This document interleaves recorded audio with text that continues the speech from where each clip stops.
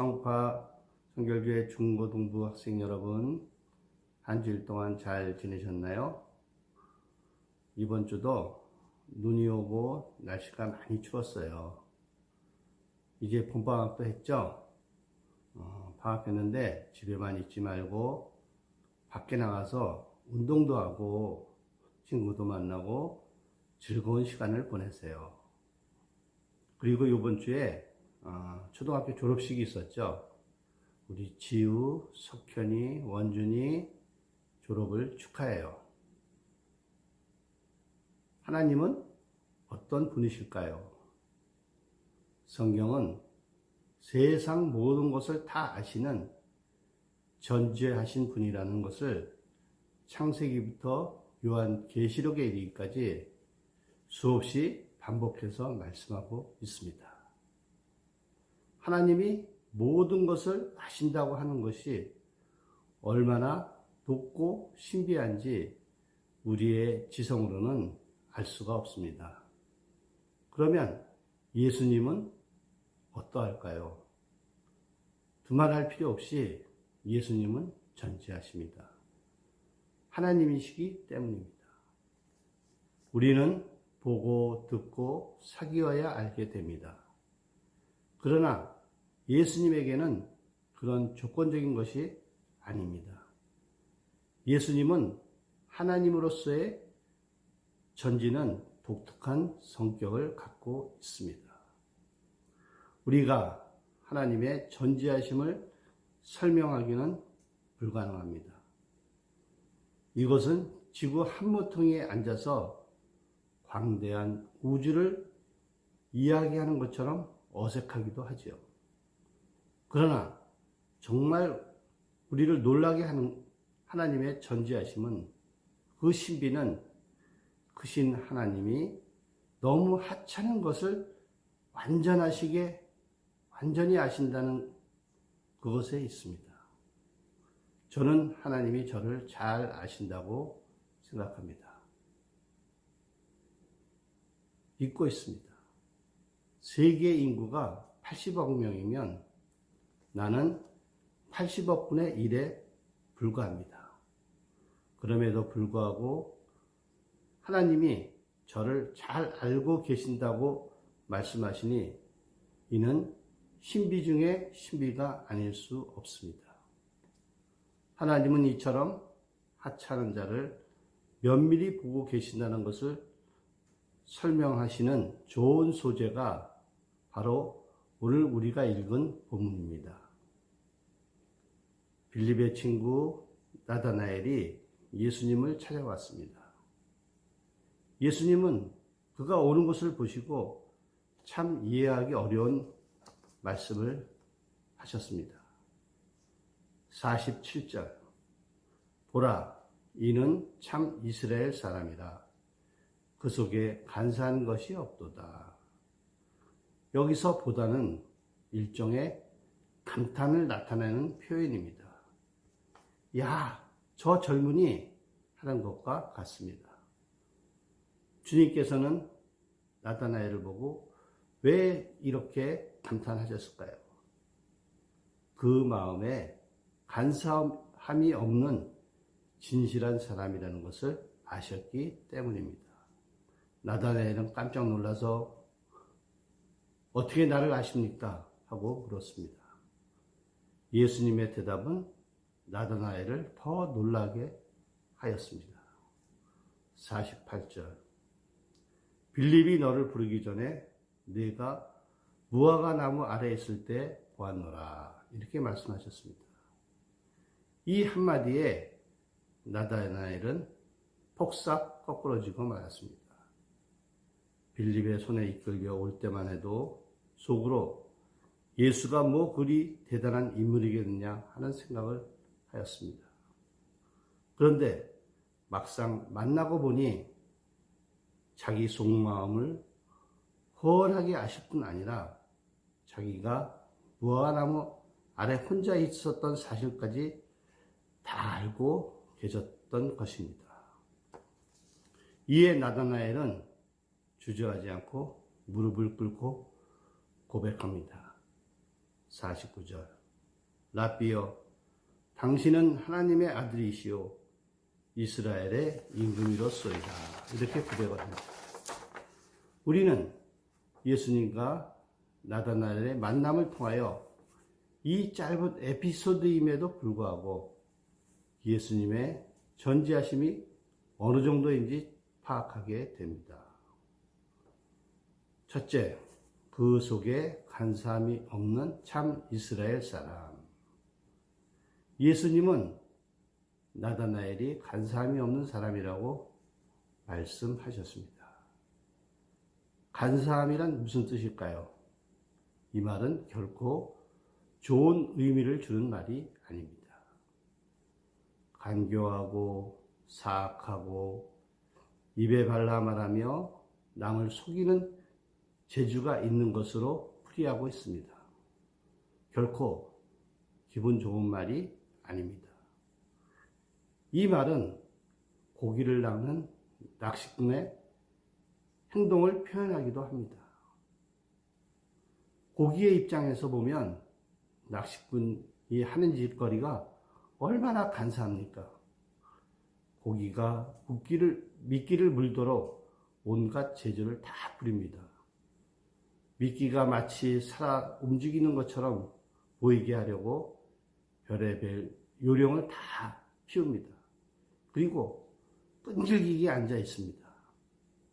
고기의 입장에서 보면 얼마나 간사한 짓인지 모릅니다.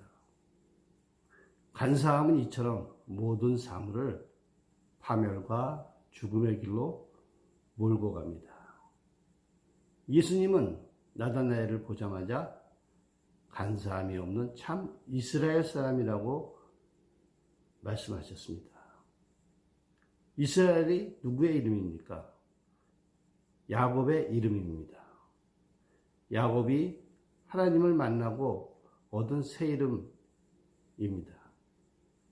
야곱은 간사한 사람의 대명사입니다. 형 에서를 속이고 아버지 이삭을 속이고 외삼촌 라반을 속이고 사람을 속이는 데 있어서는 타고난 재능을 가진 간사한 사람이었습니다.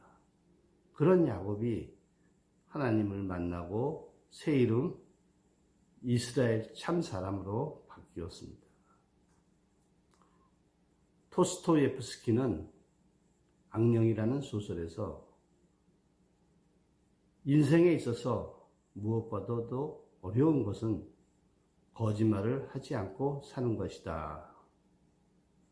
인간에게는 누구나 야곱처럼 간사한 기질이 있기 때문에 거짓말을 하지 않고 사는 것은 대단히 어렵다는 말입니다. 우리가 어떤 사람이 간사한지 알려면 적어도 몇 년은 사귀어 보아야 합니다. 경험적 지식이 필요한 것이죠.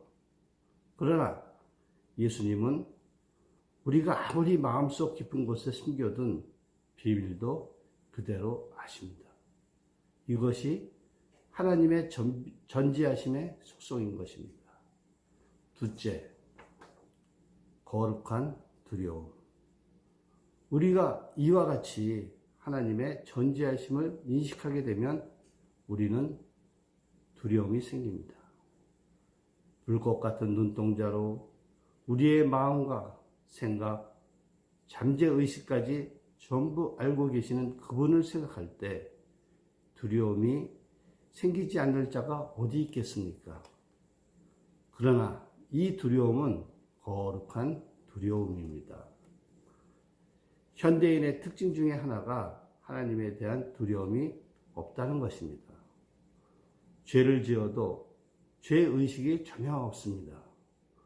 사람을 속이는 데 성공하면 하나님까지 속아 넘어간 것으로 착각하는 것이 현대인입니다. 우리가 거룩함을 이루기 위해서는 이 두려움을 가져야 합니다. 이 두려움이 없으면 마음을 진실되게 하려는 노력을 할 수 없습니다. 내가 하나님이 두려워서 마음에 거짓을 품다가도 포기하고 남을 속이려다가 멈칫하고 악한 생각에 끌리다가도 돌아서는 사람입니까?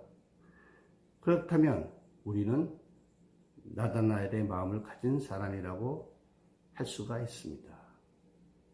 나다나엘은 예수님이 자기를 알아주신다는 사실에 얼마나 큰 위안과 용기를 받았겠습니까? 우리가 세상을 살 때 정직하고 진실하게 살려고 하는 사람들이 왕따 당하고 손해보는 일이 생깁니다. 그러나 사람들은 몰라주어도 예수님은 알아주신다는 사실입니다. 주님께서 대신 보상해 주신다는 믿음을 갖는 것입니다. 이 믿음이 우리에게 얼마나 큰 위로가 되겠습니까? 셋째, 정직한 영을 주시옵소서. 시편 32편 2절에 마음에 간사함이 없고 여호와께 정죄를 당치 않는 자는 복이 있도다. 왜 마음에 간사함이 없는 사람이 복이 있나요? 하나님이 알아주시기 때문입니다. 하나님은 누구든지 예수를 믿으면 먼저 그의 마음을 진실하게 바꾸어 주십니다. 야곱처럼 간사한 사람도 이스라엘의 마음으로 바꾸어 주십니다. 왜 이렇게 하실까요? 우리를 자기 아들로 상대하시기 위하여 우리의 마음을 바꾸어 주시는 것입니다. 이것은 한 번으로 끝나는 작업이 아닙니다. 중단 없이 계속되는 거룩한 작업입니다. 이 일을 하기 위하여 하나님께서는 우리 마음에 성령을 주셨습니다. 우리의 마음이 혼탁해지고 더러워질 때 성령님은 회개하게 하시고 깨끗하게 해 주십니다. 미국 16대 대통령 링컨은 어려서부터 성경으로 교육을 받은 사람입니다. 그는 예수를 믿는 것 때문에 기꺼이 손해보는 것도 감수한 사람입니다. 한때 변호사로 근무하였을 때 어떤 사람이 변호를 부탁하였습니다. 사건의 전모를 소상하게 듣고 그는 이렇게 말을 했습니다. 내가 처음부터 끝까지 들어보니 잘못한 사람은 바로 당신입니다. 난 당신의 변호를 받을 수가 없습니다. 그랬더니 변호를 청탁한 사람이 소리를 질렀습니다. 아니, 변호사는 변호만 해주면 될 것이 아니요. 변호만 잘해주면 내가 당신 평생 먹고 살 만큼 두둑히 돈을 줄 수 있는데 왜 변호를 거절합니까? 이렇게 소리쳤습니다. 링컨이 대답했습니다. 저는 그래도 거절합니다. 내가 평생 먹을 것은 나의 하나님이 다 공급해 주시니 걱정할 것이 없고 내가 믿는 하나님이 싫어하시는 일을 불의를 변호할 수 없습니다. 그러니 더 이상 저에게 요청하지 마십시오. 예수를 믿는 사람은 이처럼 세상 사람과는 분명히 다른 데가 있어야 합니다. 사람이 자기 힘으로 세상을 살다 보면 한계에 부딪힐 때가 있습니다. 한계에 부딪히면 사람은 간사하게 됩니다. 따라서 간사는 싸울 용기가 없는 비겁한 사람들이 사용하는 수단입니다. 정직은 용기 있는 사람이 가질 수 있는 덕목입니다. 이 용기는 하나님이 우리를 알고 계신다는 믿음에서 나오는 것입니다. 넷째, 무화과 나무 아래서. 예수님은 나다나엘이 무화과 나무 아래에 있을 때 보았다고 했습니다. 나다나엘이 무엇 때문에 무화과 나무 아래에 있었을까요? 이 본문을 설명하는 학자들의 공통된 견해는 나다나엘이 기도하기 위해 갔다고 합니다. 나다나엘은 피가 끓는 젊은이였습니다. 사회의 불의를 보고 탄식하는 젊은이였습니다. 이스라엘이 로마의 지배하에서 신음하고 부패한 종교 지도자들로 인하여 가슴을 치는 젊은이였습니다. 그래서 그는 메시아가 속히 오기를 늘 마음속으로 기도했던 사람입니다.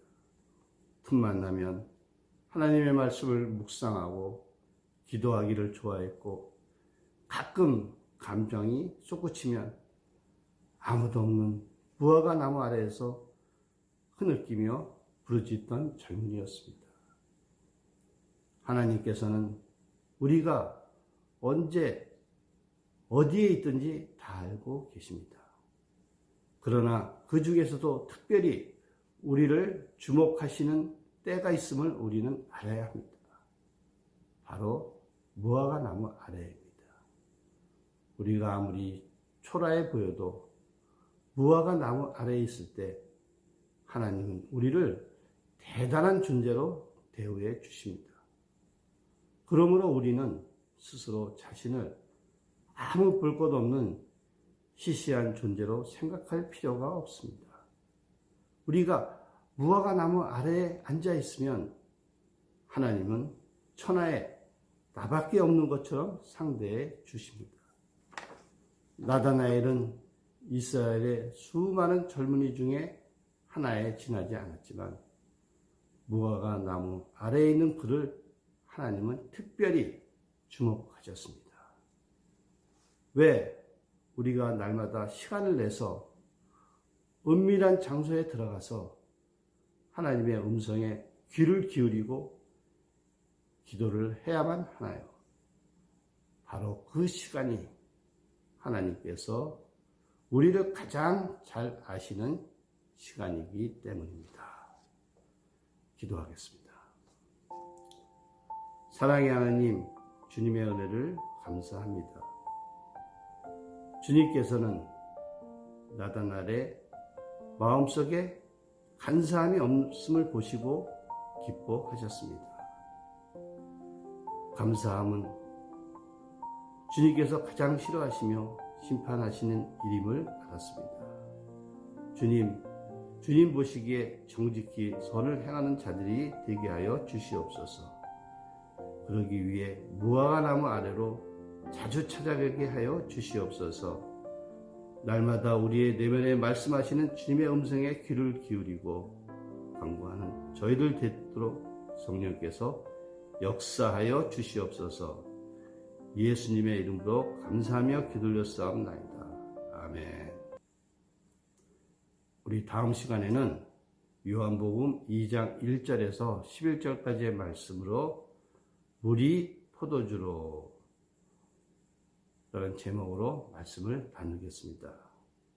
왜 예수님께서는 공생의 첫 번째 기적을 물이 포도주로 변하게 하셨을까요? 우리 다음 시간을 기대해 주십시오. 할렐루야. 아멘.